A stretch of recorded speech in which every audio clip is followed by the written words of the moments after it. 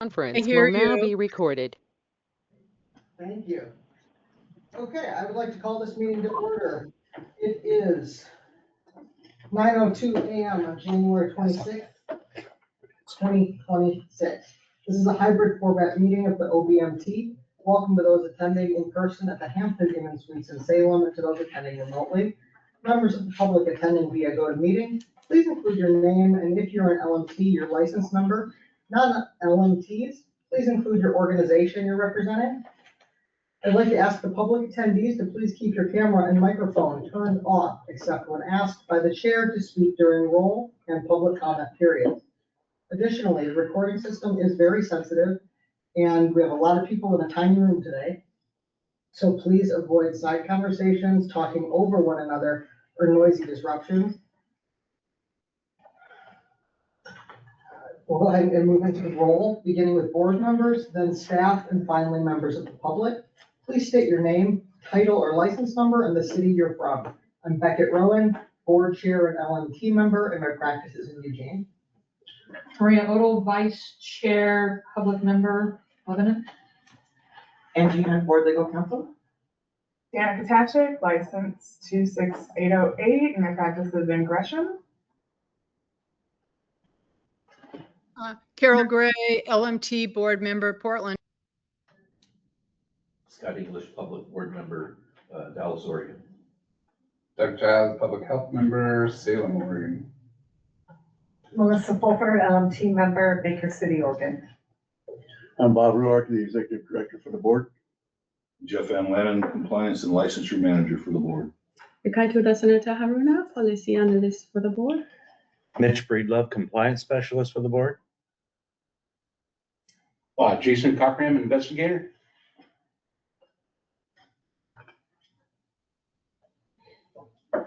Okay, do we have any members of the public? Is there a member? We do.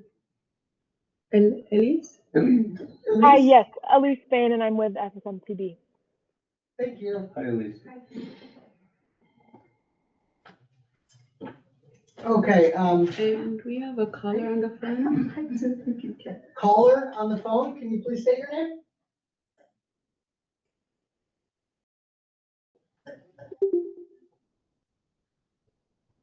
All right, caller has left.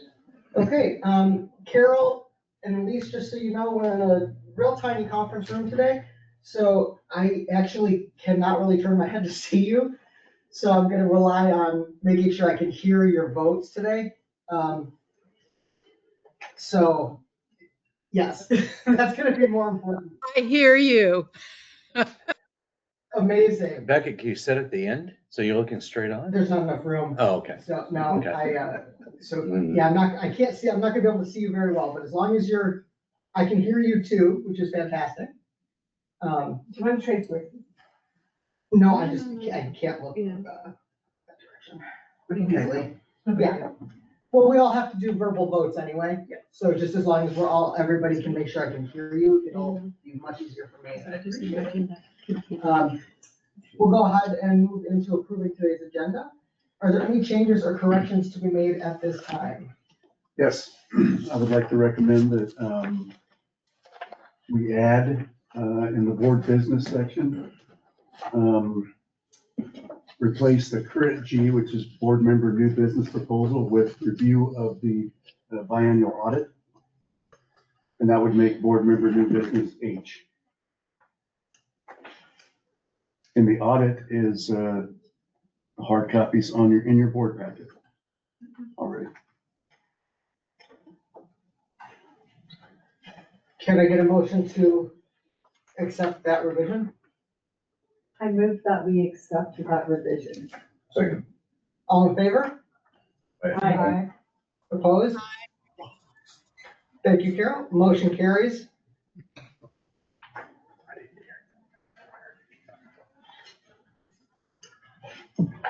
Can we, let's go ahead and approve the minutes for November 17th, 2025. Do we have any questions, concerns, or comments about the minutes? Can I get a motion to approve? Motion to approve. A second. All in favor? Aye. Aye. Opposed? Motion carries, the minutes are approved. Okay, at this time, we'll turn it over to Director Rumark for board business. Thank you. So I'm just going to go through my report here. Excuse me. I'll start with the financial budget report.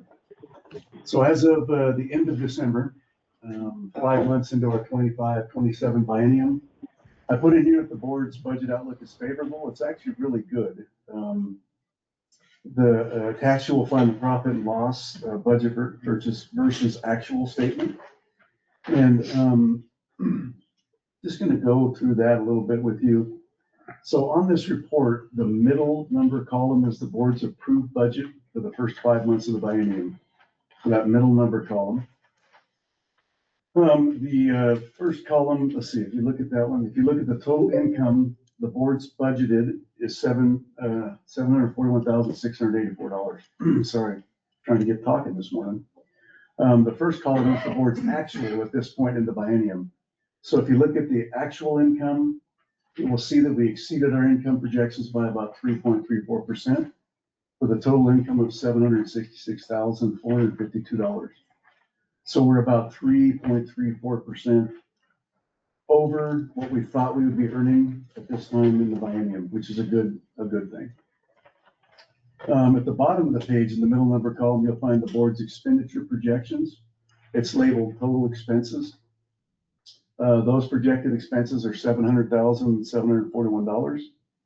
If you look at the actuals column, you'll see at this point in the biennium that the board's actual expenditures are $583,294, which shows that the board has underspent by approximately 17% at this point in the biennium. So roughly a 20% under expenditure total. We're over by 3.34 and 17% under expenditure. So it's a good deal. The budget's looking really good. So the current balance of the board's bank account as of December 31st is approximately $312,048, which represents approximately 3 months of working capital. Any questions about the budget at all? The attached profit loss statement? Also on the profit loss statement, you'll see that there's a couple things. You'll see each category of income earned, and you'll see each category of the expenses that we had for the first 5 months. And then on the far right column, it's the percent of budgeted. So it's a percent of what we budgeted at this point in the biennium. And you can see some are over, some are right on. A lot of them are under. Yeah, any questions about that at all? Yeah, actually, the areas where we are over for our annual, for example, contract professional services and audit, are those things that were paid up front and over the course of the year, we expect that percentage to go down to closer to the projection? Absolutely, yep, that's exactly it. So we, there's a few of these items that we have to pay up front, and then by the end of the year, it all equals out. So. I have a question about the projection for facility permits was so far below the actual, which is great. But is there a sudden explosion in facility permits that we somehow couldn't predict, or what do you think is causing that? I don't think it's an explosion of facility permits. I think that, once again, I think that one will equal out a little bit. I think, but I don't know. I mean, the only thing I could base it on, is the last couple of biennium. And if you look at the last couple of biennium, they've been kind of strange, with COVID and then after COVID. And then, so it might indicate growth. I don't know yet. It's kind of too early to know. But hopefully it does. I can add just a little bit of insight to that, Carol. I believe that we've been more successful in the last 6 months or so in bringing those facilities that were operating without a facility permit, educating them, and they have actually come back and applied. You've seen a few where we've asked the board to approve them because they've been in some compliance issues before in the past. And so in that area, I think we've seen an increase of at least 5, 6, 7 applications that we would have normally not had.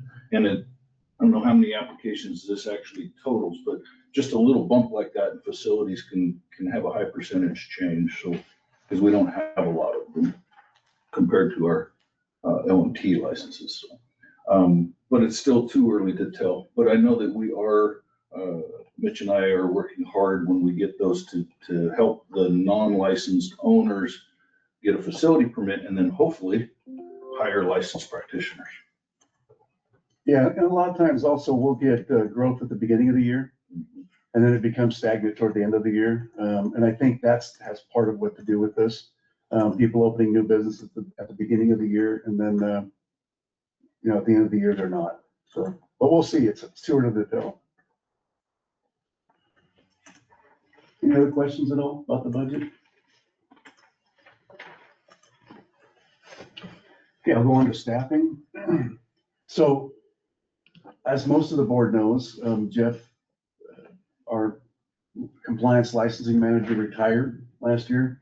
He's on a work back program right now for a couple of years so he can fill his position and he can do the transition. So now he's got a year left. He was on a 2-year work back.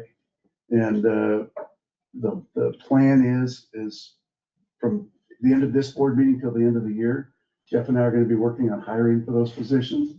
We're going to work with HR to see if we can, what we can do, because ultimately what we would like to do is hire not only his position, but we'd like to hire either a temp position to work phones or maybe another full-time position, but we just don't know yet.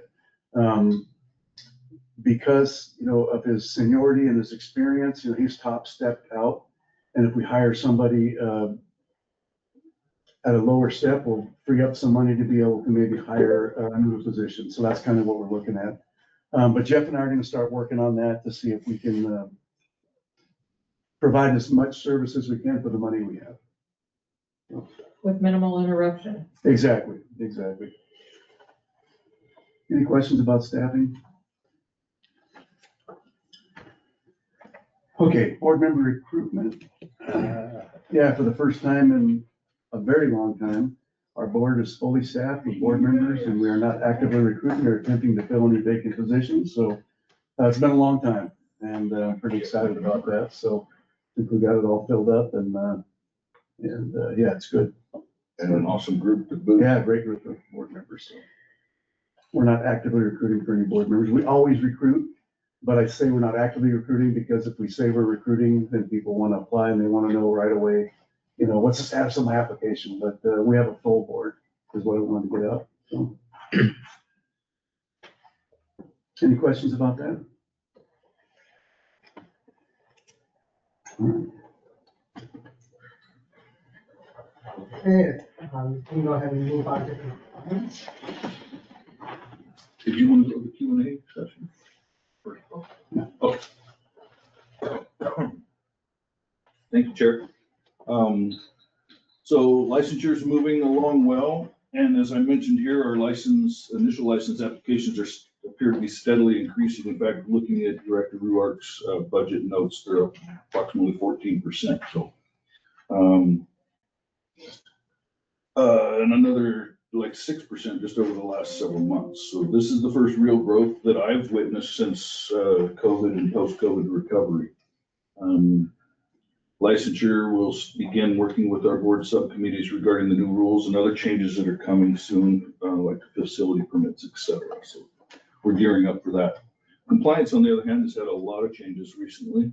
We just completed contracts with 2 new investigators for the board and began their training program. Jason's here with us today to get a feel for how the board meetings go and how you review cases. So Jason's retired. Do you want to introduce yourself or you want me to introduce you, Jason? I can do it real quick. Okay, if you would. So, I'm Jason Cochran. I'm a husband, father, grandfather, and live up in Hillsboro, Oregon. A previous experience as a police officer, the city of Beaverton, ex-Air Force, and currently I have my own private investigation company up in the Hillsboro area. Thank you, Jason. We also brought on Trina Jennings, retired special agent from HSI for 30 years of investigative experience. She's currently a facilitator at the Washington Criminal Justice Training Center. She owns her own investigative company as well. She's skilled in sexual assault interviews, evidence gathering, report writing. She acts as a liaison with local and federal officers currently. One of the big kind of contracts work that she does is investigating counterfeiting and intellectual property rights, which is rather interesting.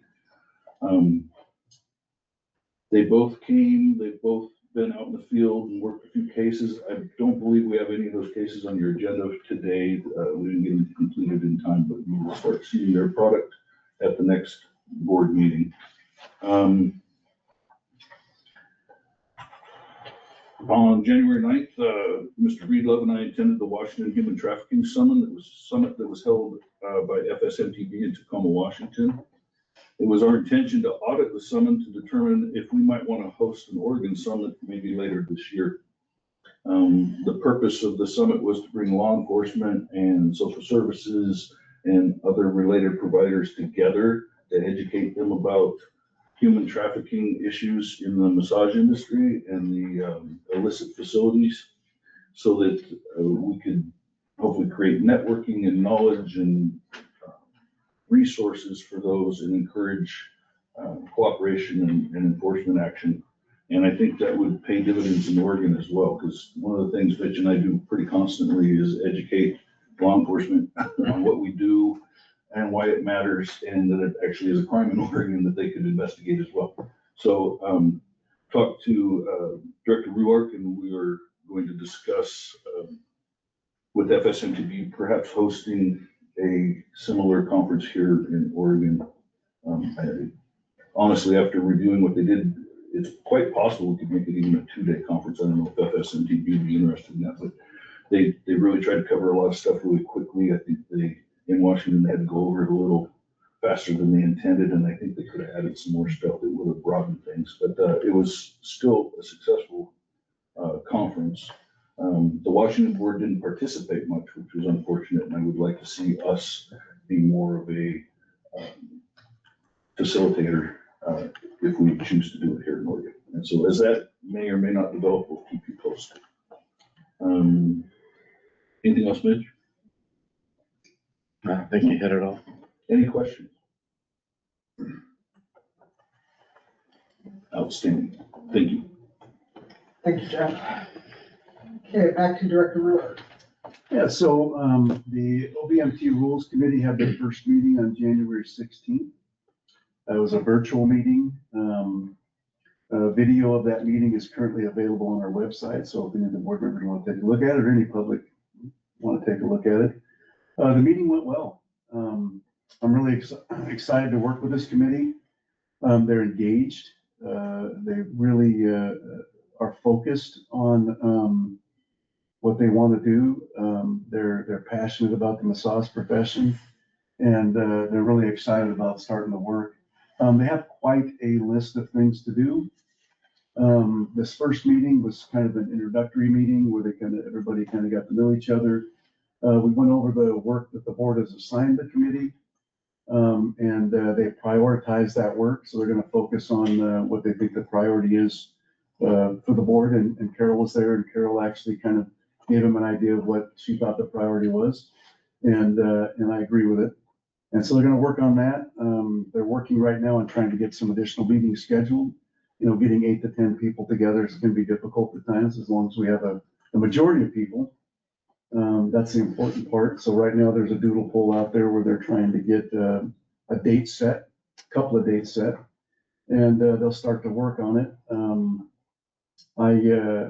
So the list of things they have to do, they have 6 items. And what I'm going to be doing is, between now and their next meeting, I'm going to meet with their committee chair, and provide them with some information. So and the committee with information, so when they have that meeting, they can jump right into what they need to jump into and not have a lot of downtime. So I think it'll be successful, and I think you'll like the product you're going to get from this committee. So Fantastic. Any questions about the committee at this point? I got a fast one, just for whoever's sending out that poll information. I've received nothing in terms of meeting availability for next Rules Committee meetings. Yeah, it might not actually be out yet. So I think she's working on that. So, but yeah, we'll make sure we get you, Carol. Thank you for bringing that to our attention.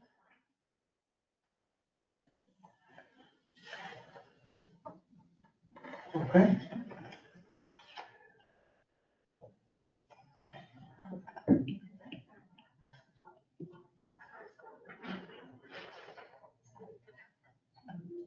So you want me to go on to the next one?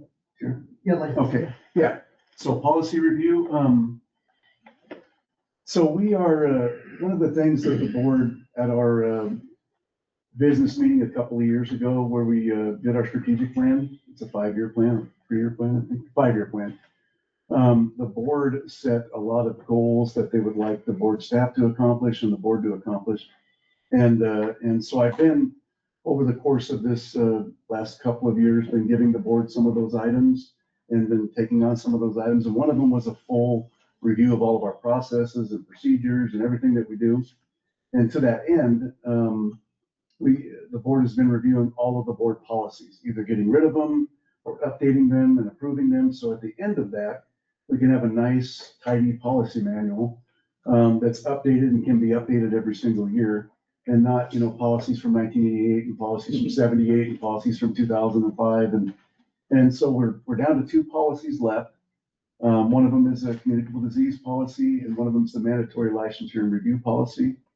Both of those are being worked on. I just wanted to give you an update that soon the mandatory licensure and review policy should be probably by the next board meeting. We'll be looking at that. And we're working on the communicable disease policy and actively. So once those 2 are done, we'll have a full policy manual, and I'm going to put that together. I'm going to have it printed and distributed to board members, board staff, and put on our website and be available to everybody. So it'll be a sustainable document. It won't be piecemeal, and it can be updated every year, and it'll look a lot better. So it's what needs to happen, and it's part of our strategic plan. So I just wanted to give you an update that I am actively working on that, and that's getting close to being completed. Thank you. That's very exciting. I look forward to that manual. Yes, yes. Okay, then, Survey. go ahead and move into the survey. Yeah. So the board, at the last business meeting, asked staff to come up with a survey. And what the board is looking to find out from our LMTs and interested parties and stakeholders is, what's the best way to communicate with you?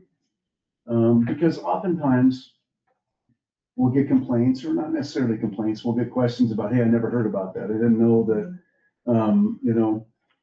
you were having this meeting. I didn't know you were discussing that, or whatever.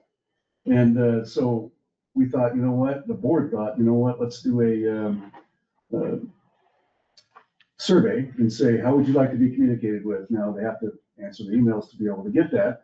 So let's hope that we get a good response from it.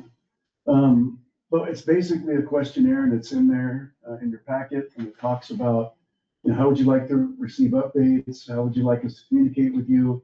And then there's a little bit of demographic information in there, because what the board wanted to know was a breakdown of the demographics of our LMTs. So where our LMTs, the concentration of LMTs are at. Are they in Oregon? Are they in Portland? Are they in Eugene? Or are they spread about, equally? Where's the biggest chunk of our LMTs located at? And that'll help the board also communicate as well, right? With our LMTs. So this is what I came up with. I wanted the board to approve it before we submitted that, and make any suggestions or updates or anything that you think might be necessary. So, thank you for my hand, Mrs. Scott. Okay, I actually have 2 questions about it. One, thank you for getting that to us, and I looked it over last night. I like how it's simple. I think it'll be what we wanted. I was wondering if there are 2 questions that we could add. One being about with age ranges, because I think it's very important for us to know, are people over 50 willing to communicate the same way as people who are 20? I think that's one of our lingering problems in everything from CEs to communication with our constituents. And that being said, maybe a follow-up paired question of where are you in your career? Are you in your first 5 years, middle career, 5 years from retirement? Thought that was already on there. My mistake. What? I'm sorry, Chair, I just mentioned to Bob that I thought that might have already been on there, but it may be this thing. It was, how long have you been the licensed masseur? Oh. But I feel like, you know, a lot of times we get that feedback of, I'm getting near retirement. Yeah. You know, that becomes a thing we hear, so I think harvesting that information at this point to be able to see those intersections would just save us a step from Yeah. doing it later. That's different. So yeah, I can add those two questions. What I'll probably do with the age portion of it is to have a disclaimer on there that's not required, you know. Yeah. We're only collecting it to be able to communicate and kind of put legalese in there. Maybe That's why I wanted to ask for the Maybe engineer. I'll work with our Be okay attorney to ask. to make sure that we do that without people thinking we're trying to do anything other than to help. Maybe the same thing, maybe is, what language? Do we have, well, we know that that's an issue we have, like what languages we're actually looking at. Like we have assumptions about what that is. What's your primary language? But since we're sending out the survey, if we do the same thing with the disclaimer, you know, just, this is to improve communication. That might be helpful. I think, for this, the first question is, in my opinion, the most important question. Is how would they prefer to receive updates? Good one, and to start out with, that is number one. I'm sure you want question 10 on I'd love to see. Oh, that additional comments? That is a good point. What additional comments? Is that question 10? I have a comment or a question. Yes, Carol. It's clear that this survey will be aimed at licensed, you know, practitioners. I'm wondering if we should also include in the survey our facility permit holders. I think that especially if we're contemplating facility permits being a renewable type of thing, it would be really reasonable to make sure that we're communicating effectively with those folks as well. You could put you can put logic in these surveys with SurveyMonkey, where are you a facility permit holder or are you an LMT? And depending on how they answer that question, they could get a separate set of follow-up questions after that would be pertinent to their relationship with the board. But I think I think that we might really want to know how best to communicate with those folks as well. That would be automatic, I believe. I don't think we were gonna separate those emails out from facility permit holders. Yeah, it's gonna go to facility permit holders. But I think Carol's distinction is important, that we To have a spot to identify. Yes. Okay. Yeah, I think the more, if we're gonna do this, the more info we can get to see where those overlays are is just So gonna be better. As a professional person that's done many of these, the more questions you have, the more information you ask, the more you're not gonna get responses. That's Because what you're gonna I'm be like, I don't wanna take 10 minutes to, I don't want to. so I made this kind of simple because look at the data you wanna gather for the purposes of where you're gathering it. And then, and keep it simple and quick, and they can do it and they can tell their buddy, that was a quick, man, do it, you know? And a Definitely. disclaimer, saying Yeah. this will take 1 minute. Exactly, and so that's why I kept it kind of vague and kind of quick. But if we want to add more of these things to it, I certainly can break it out and add anything you'd like me to add to it. I honestly would rather take off the comment section, because we have a lot of means for people to provide feedback, especially doing our Q&As. I feel like that, I would rather get like age bracketed data in this endeavor than long form comments. Yeah. Because they can also send them and we'll always address them here. Unless you feel like that's a critical one to have on there, like, I feel like, to me, age and, we've got to be License critical. type Mhm. in language. And also, no, oh, go ahead. Before after these additions are made, can we send this, to test it out to like Beckett or Carol and then have them complete it? And then they can say how long it took them. And then at the top, you can say, this is a 6 to 7 minute survey. It literally is less than I that. know. I just took it in like 60 seconds, Yeah, maybe So- less. So maybe say less than a 2-minute survey. Absolutely. That does make it more enticing, doesn't it? It does. Yeah. Okay, so you're looking at wanting to add, age ranges? Yep. Where you're at in your career? What is your primary language? those are just things that like came into my mind. If people don't think those are important, please feel free. And if you're a facility permit holder, LM2, so what, how are your stakeholder kind of, how are you related to the massage industry or something of that nature? Yeah, does anybody else have any feedback about, like, I thought those were things that come up in they tend to be complaint drivers. So I thought those might be relevant to us, but if anybody has different opinions, please. It would also, if they do the facility permit, then we kind of know demographics as well for them. Yeah, I wasn't wanting that, but that's a good point. Things may change over the next few years with facility permit. And if they're going to edit this, and maybe I just don't see the importance of number 4. Yeah, I think What you're right. time of day do you I prefer to agree. receive the communication from? Oh, I know, yeah, I agree. I thought the same thing.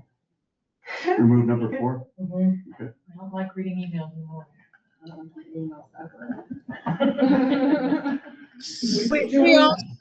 We also should make sure that this particular survey instrument is held open for a good month.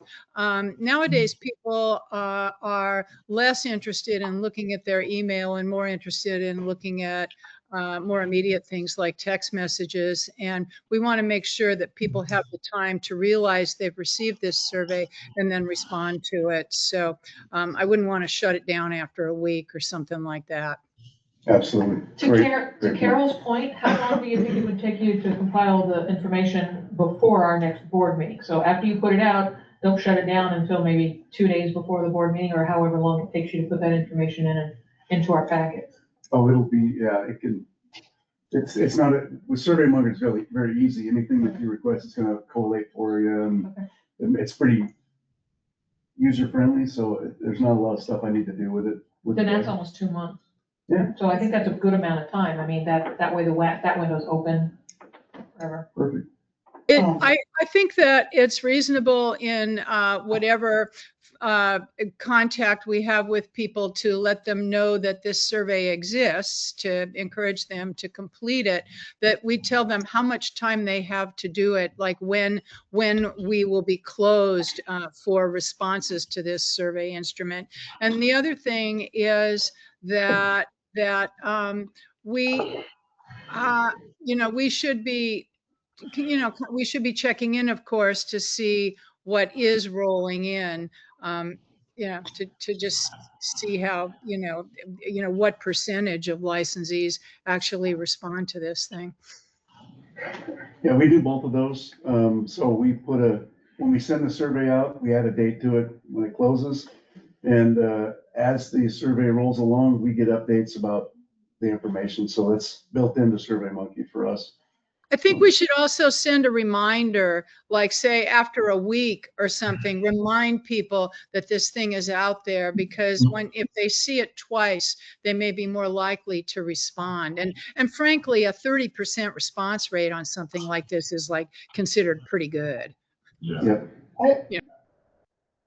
It does that too. A good point. I have a question on number 6. Like, it seems like we could just roll in our facility permit holder into number 6. But because we're sending it out to people who could identify as students or interested party stakeholders, how is this going out that we could get a massage therapy student as a respondent? Because we don't have their data, do we? I have students that I see 3 days a week. I work at a massage college, so the staff would be happy to send out the things. But that's why I just want to make sure that, like, if we have that on there, we don't in our, I think that's your point, we don't have in our initial blast, anyone who's classified as a student, so it would have to go to the school to send to their mailing lists to harvest any student data. So I feel like East West would be willing to do that. I feel like they probably mostly would, but we would have to add that to our blast, kind of thing, Usually we would send it to the schools. Yeah, we send it to the schools. and ask them to send it. Well, we They don't, know what to do. yeah, we don't ask them, but we certainly can in this. I mean, the blast goes to, It's implied. I never once received anything from the board that came through a massage school, so like, I think it would have to be stipulated to some school. okay, Because some have people who are massage therapists who are running the programs, and some have just administrators over like a health program. Yes. And they might not understand what we're trying to do. So I think, like, if we got it through that barrier, they would be very happy to do that. okay.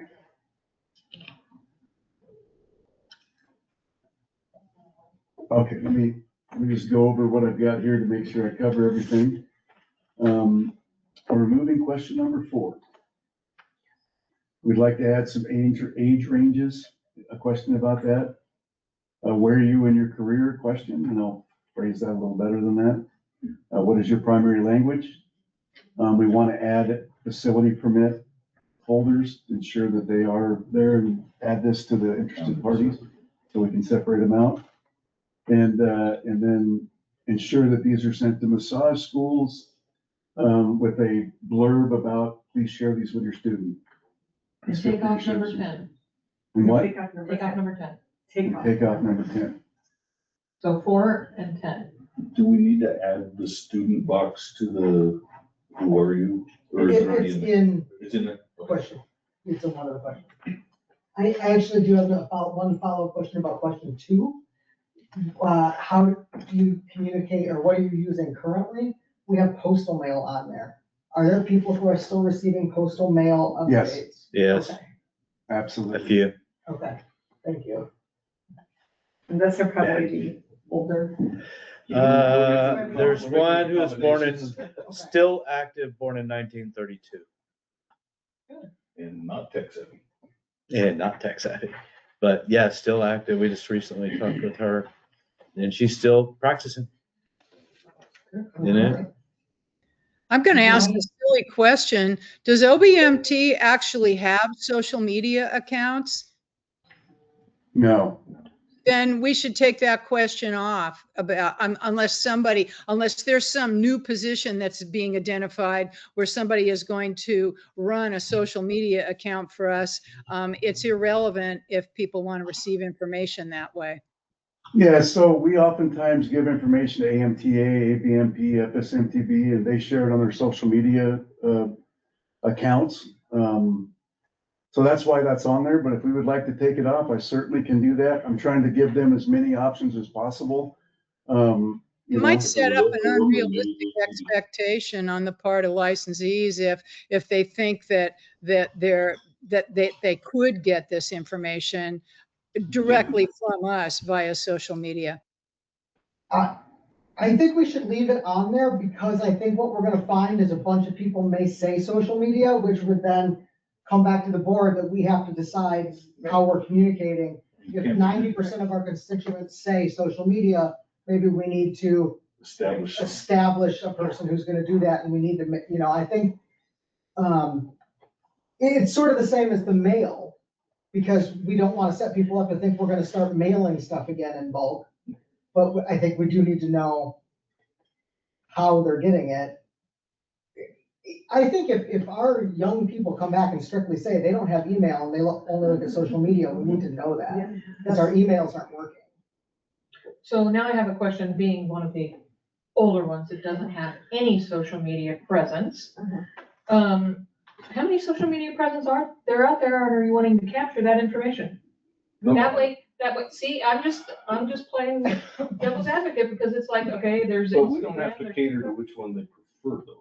If they say they'd rather have it by social media, then we know that that's the top three. Mhm. And if we want an Instagram account, we'll open an Instagram account. So Oh, just okay. so the board knows about social media in government offices, it's not an easy prospect.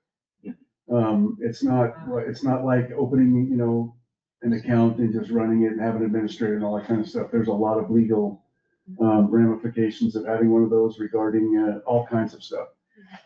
So But it's not an easy prospect by any means. And But is it possible though that, for example, because like I'm a member of accounts that are just for LMTs, that we could have a thing that's like, here's the blurb, and I could go on and say, here's the board's update after the meeting, and just post it to the. lots of people do that. Well, that's what I'm saying, like, we don't necessarily have to run our own account, can we, Exactly. like, literally just link in. Yeah. To social media. And we are right now. I mean, anything that we do a blast of, it oftentimes gets on Facebook pages, and any press release I do, pretty much anything I say, that people don't like, even if they like it, it goes on to Facebook pages and things like that. So it's out there in social media quite often. I see it all the time. We just don't send it to social media pages and say, could you put this on there? Somebody else does it for us. Let's say, I saw that board meeting, this person looked asleep. What's up with this person? Yeah, absolutely, yeah. So are we opening up ourselves for bad problems with social media stuff? Yes. No, it's perfectly fine right now. We're doing everything we can. It's just, But us posting the social media, if you decided to do that, it's not going to be easy, okay? I'm gonna have to get some legal advice. There's some things you have to do with regards to, if people do public information requests, you have to store that data and all these different things. There's a lot to it. It's not just like opening an account, like if you open your own Facebook page, you can post whatever you want. I have to be very cautious about what we post and have to do it within the law. I'd have to go to the governor's office and find out exactly what their parameters are with social media and stick within those parameters. And so it's not going to be an easy prospect. If that's what you decide to do, we'll do it, but it won't be immediate. It'll be a process that we'll have to go through. And I can see people, saying, well, I don't have Twitter or Instagram or whatever. Why can't you guys open up a Facebook page? Exactly. I think though, they already have that expectation, and it's already like, why isn't the OBMT on all of these things? So if we know that's what they want, even if we can't do it, it gives us a window to say, to explain to This is people why we can't. Like, we would love to, but we would have to raise fees again. Like, we would literally need more staff. That and would we kill it. literally need to raise fees. Like, I think maybe it at least gives us some dialogue to explain why we can't do what they want, if we can. Because I think people don't understand why we aren't on those platforms now. And if, like I said, if 90% of people under 40, if this is the only thing I look at, I don't have email, that will help us communicate with them, I think, even if we can't do what they want. Yeah, I think it's good to leave that question on there and then if, like you said, if everybody says, social media, and we get feedback that everybody wants social media, then certainly I'll make a proposal and let you know what the cost is, basically.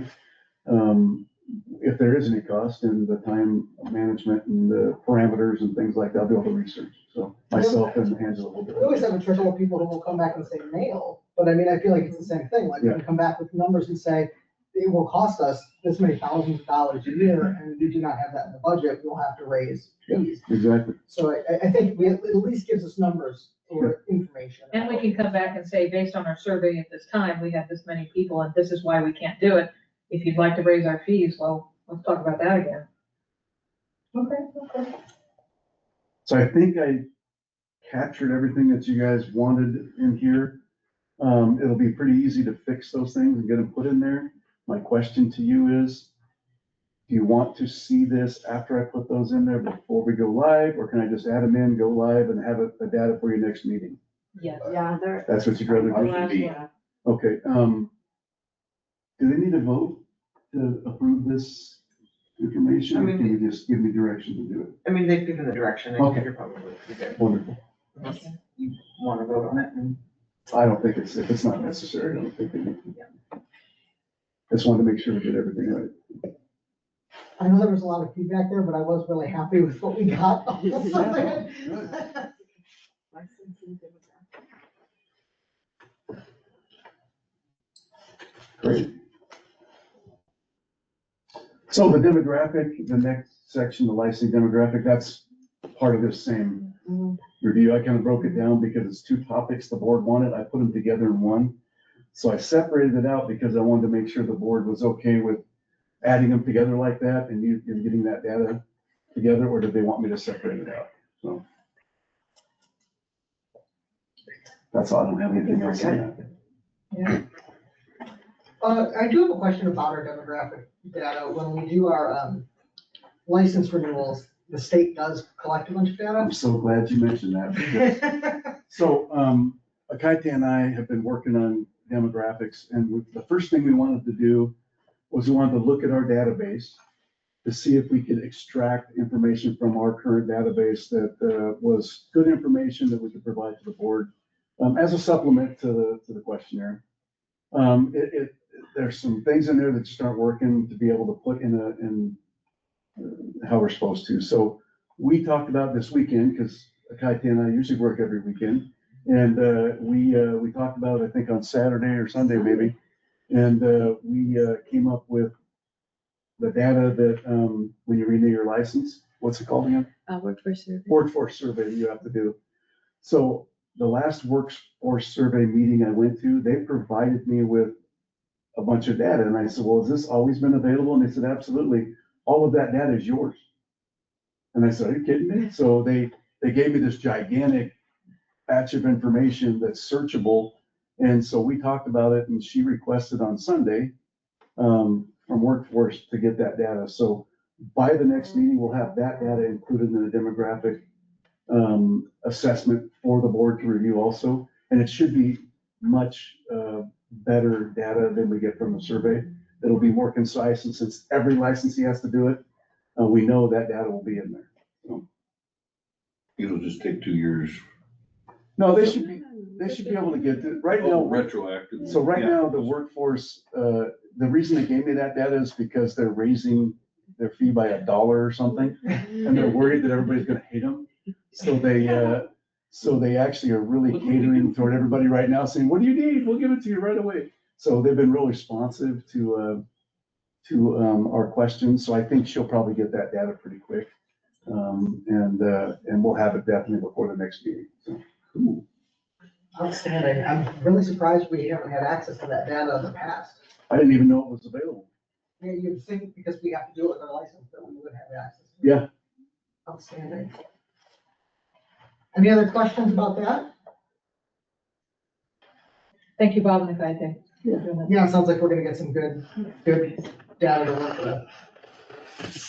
Okay, then we can go ahead and move on to our audit report. Audit, yes. So in your board packet is our audit report. So just for the board members that haven't been here very long, every biennium, every 2 years, the board is required to go through a independent audit by an accountant. It's required by the state of Oregon. And our accountant is approved by the state of Oregon. As a semi-independent board, we don't have to use the state of Oregon accountants. We can contract with a company. It's actually more affordable for us to do that. And so we contracted as a semi-independent board. All the semi-independent boards got together and contracted with Baker Tilly. They used to be called Moss Adams. Now they're Moss Adams Baker Tilly. Big company that have been around for a very long time. They're an international corporation that have been around for 50 years, I think, doing audits. They've done our last 2. This is the 3rd one we've had. The audit, just so the board knows what this entails, is about a 2-month, maybe longer procedure where I provide them with whatever they want financially. And oftentimes they'll give me 10 samples. I got to provide them with every transaction I've ever done. And every transaction the board has done for the entire biennium, and they will pick 10 random ones, ask me to provide proof of those. And then oftentimes they'll pick 10 more, or they'll pick more information out of certain ones. And it's a pretty extensive audit. At the end of it, they write this report that's in your board packet. This report gets sent to the Secretary of State Audits Division as our biennial audit, and it's already been sent to them. But it's a requirement that the board review this audit and approve it. So I can have that on record that the board has reviewed the audit and approved it. We didn't get any, everything worked out pretty good. I think there was one item that, that there was a mistake on, but not a fatal mistake. And, but ultimately they said everything worked out well. It was a great audit, and, there we go.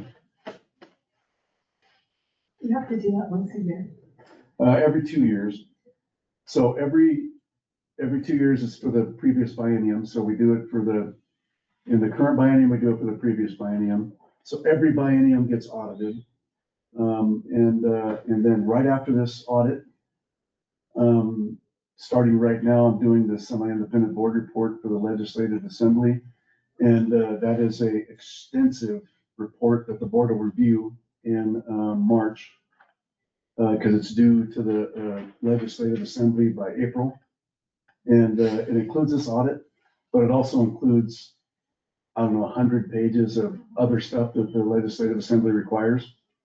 And then once the Legislative Fiscal Office reviews all of this information, they submit it to the legislator and Legislative Assembly, and they approve it.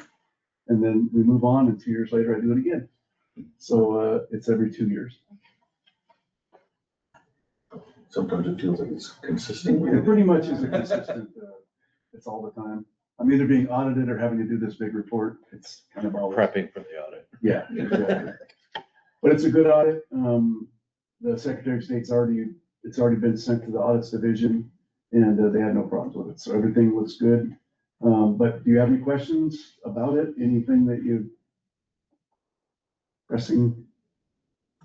I just do want to give the feedback that in reading the audit, I feel like they've gotten easier to digest the information, and this is a very good report for us. So when we go through this process again and decide who we want to use, like,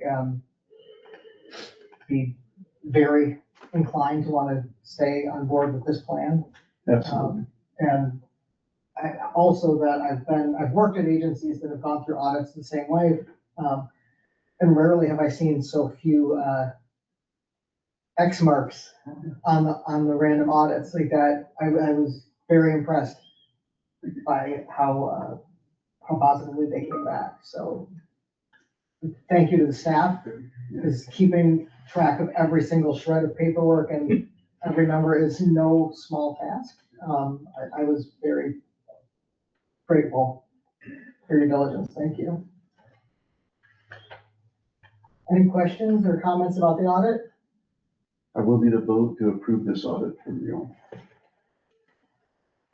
So I can submit it. If we don't have any other questions or comments, can we get a vote to approve the audit? I move that we approve this audit. A second. All in favor? Aye. Opposed? Motion carries.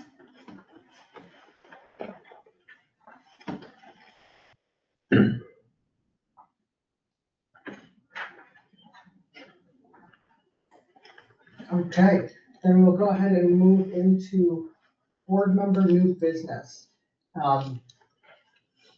Does anyone have anything they would like to discuss or bring up, particularly to go on next meeting's agenda?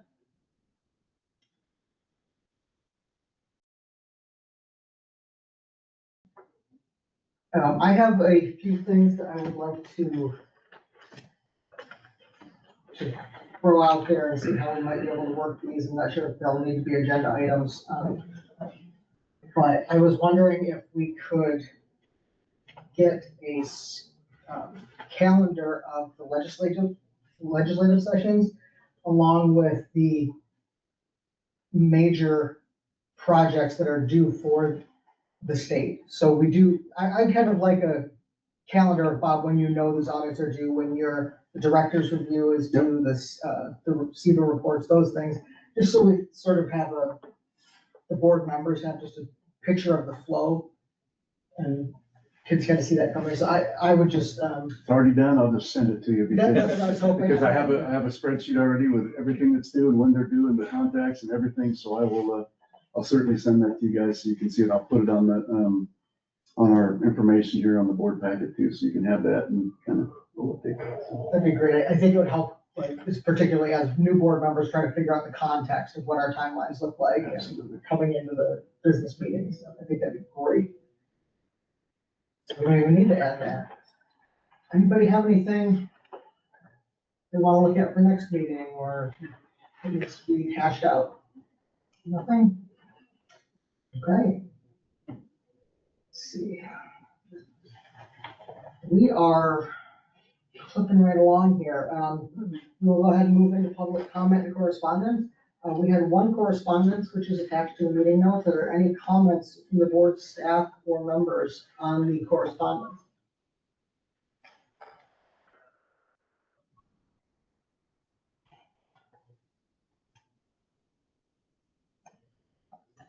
I had a question on the correspondence. One, Director Ruark, I'm assuming somebody is, like already planning on responding to that. Yeah. With our, probably with our standard, if it's available without prescription. Yep.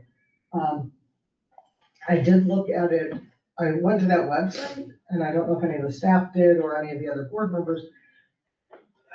I said, did anybody look at the website for what this particular item is? I did. I went through it quite a lot, trying to figure out what the heck is this thing and does all of the amazing things it supposedly does. Is that within scope of practice? And some things might be, but other things aren't. And and can you just buy this thing off the rack if you're a consumer? And why would you when it costs thousands of dollars for home? I don't know. Carol, I did the same thing and I went and I looked at all of the research papers they linked. And I just want to say, like, that's something that can help us when we're trying to figure out if things are in scope. None of those were actual research papers. They were basically like something somebody wrote, but they weren't published papers. They weren't actual research.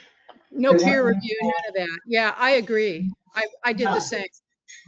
And I know what our law, like the law says people can do, but I think as we look at scope of practice and things, this is concerning because with what this device does, it can like blast out and lower your temperature to -110. Let's just say the claims look implausible scientifically and they're not supported by their own data. But the risk could be significant. And people have actually died as part of cryotherapy treatments being done. And so just to the board members, as we look at scope of practice things, cryotherapy wasn't something anyone envisioned that we could actually buy a device as part of being a massage and freeze people. Just even reading the statute, like it's not legal advice, like, right, but they would always advise people to look back at what the statute says. And it says, does the appliance use pressure, friction, stroking, tapping, kneading, or vibrating? And just look at that and then ask your attorney for advice about whether or not that's within your scope of practice. Because from a basic looking at what that, it's not what that device does.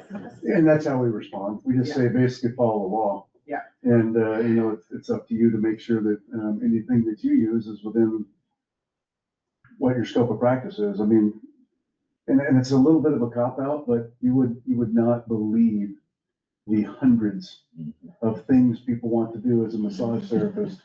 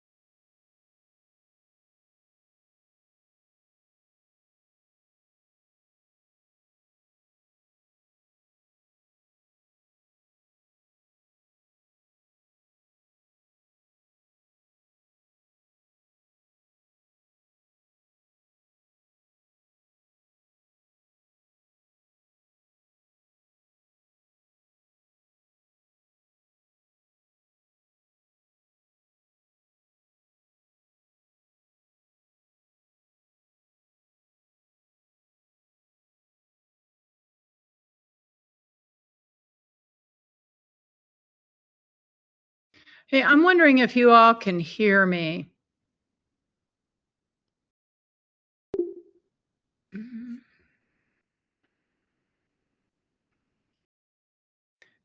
I can see that I'm connected to this meeting, but I seem to have lost the other people. Lisa, are you out there?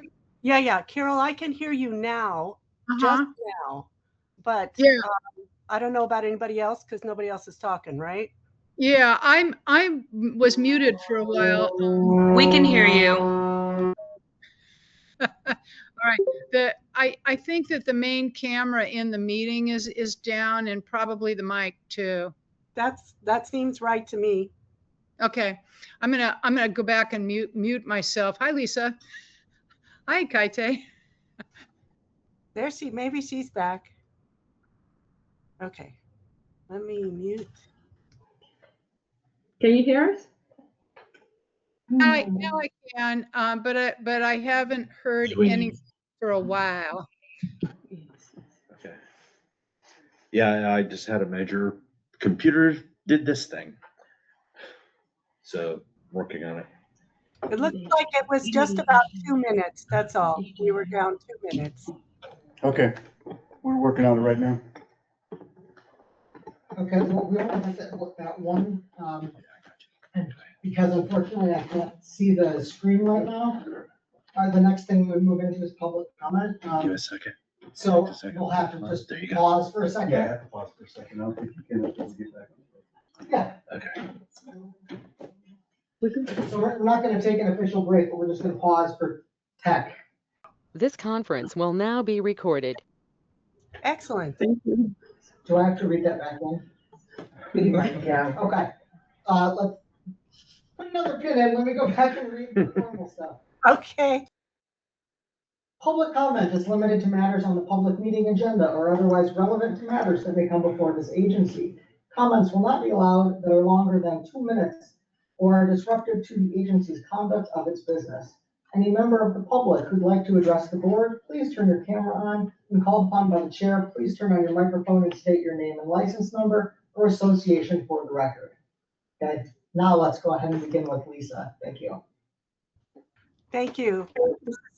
This is Lisa Garofalo, LMT from Portland. My number 3326.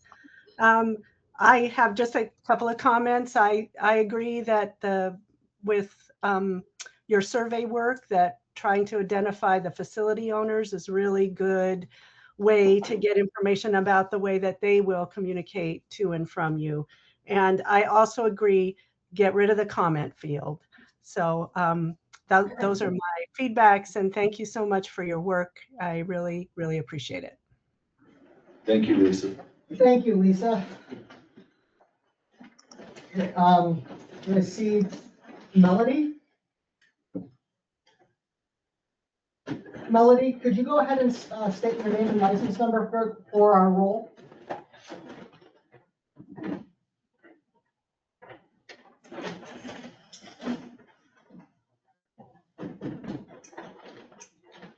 Okay, maybe Melody's not here.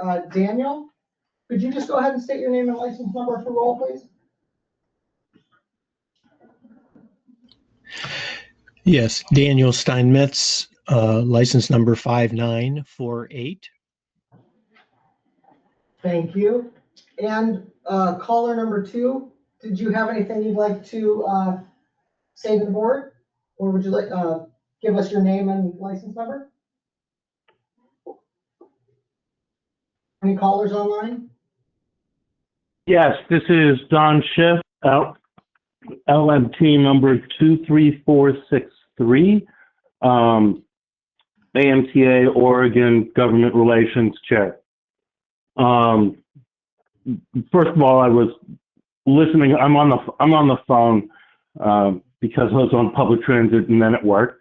I'm not sure exactly what the survey was for, but I want to agree with those who question having social media as an answer when it's not something the board is now doing.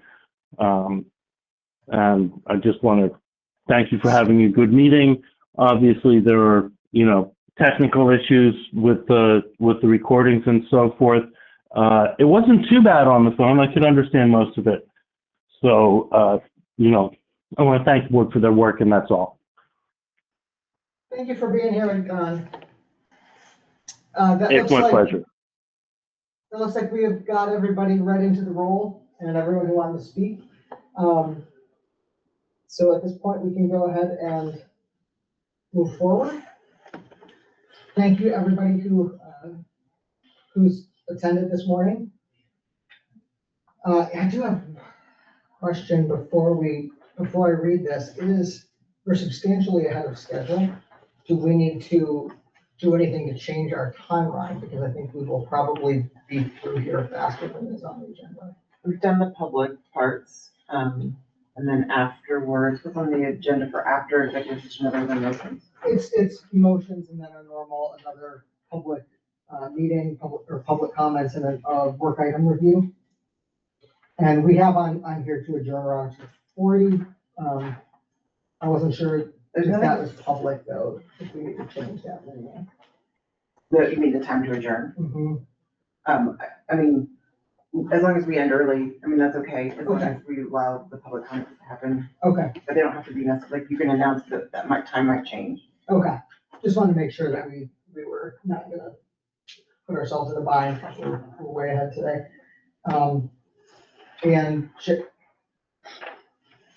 Mitch, it showed an hour and 45 minutes estimated, but I think that seems like a lot. I agree. What do you think is your best estimate?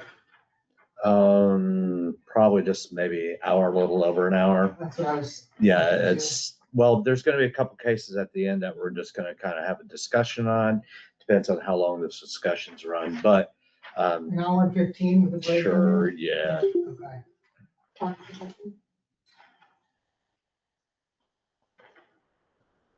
Okay. That would give us. Okay, thank you, everyone.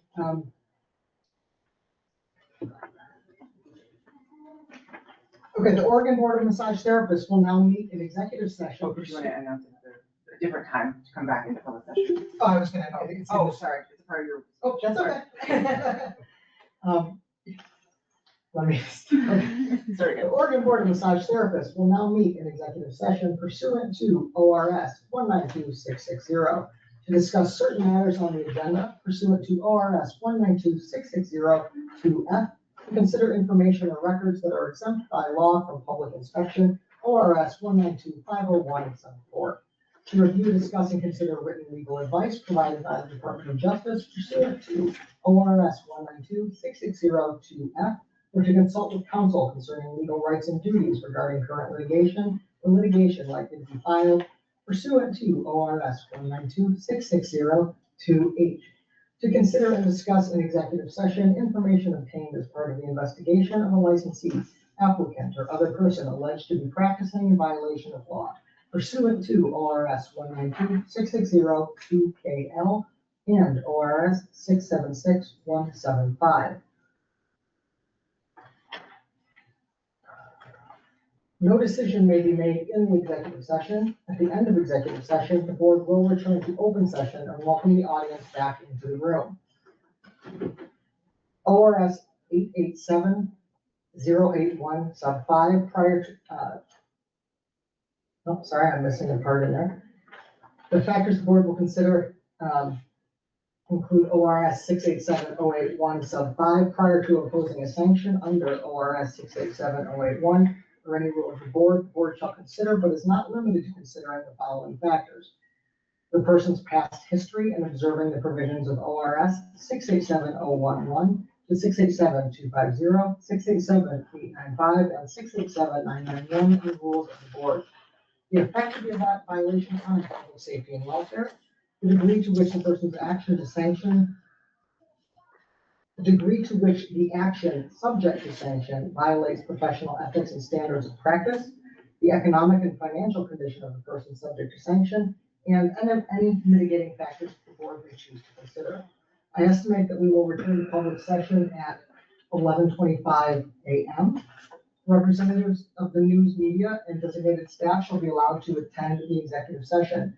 All other members of the audience are asked to leave. if attending virtually, we will return back to this session at 11:25 approximately. Okay, at this time, we can go ahead and stop the recording.